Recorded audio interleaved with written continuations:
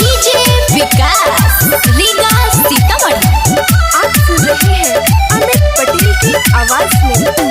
चोरा के दिल रे हयरवा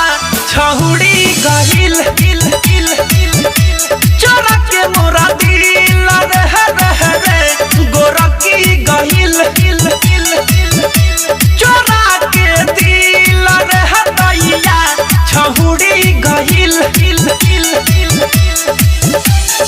ऐसन रोग धरैल सहो आपन दीवाना बनैल सहो हम बानी पागल भई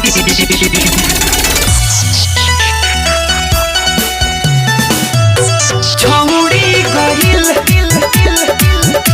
चोरा के दिल रे हदैया गोरकी गहिल हिल हिल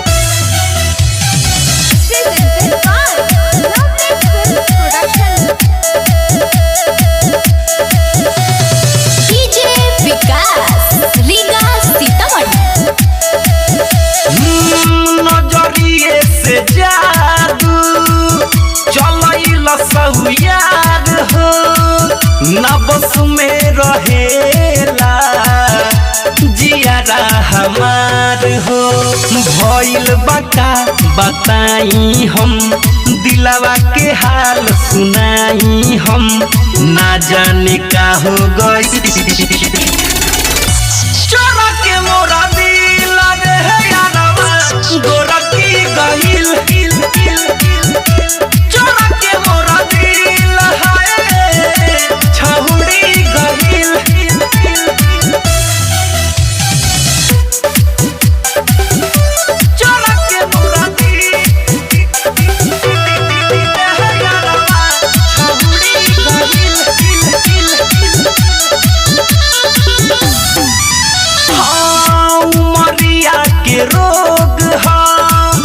न दिलावा के दोष बा नजर जब से लड़ल बा न हमरा के होश बा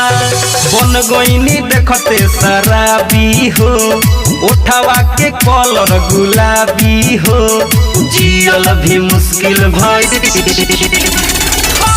चोरा के मोरा दिल रे हदैया गोरकी गइल हिल हिल चोरा के मोरा दिल है छहुड़ी गइल हिल ऐसन रोग धरैल सहो आपन दीवाना बनैल सहो हम बानी पागल भई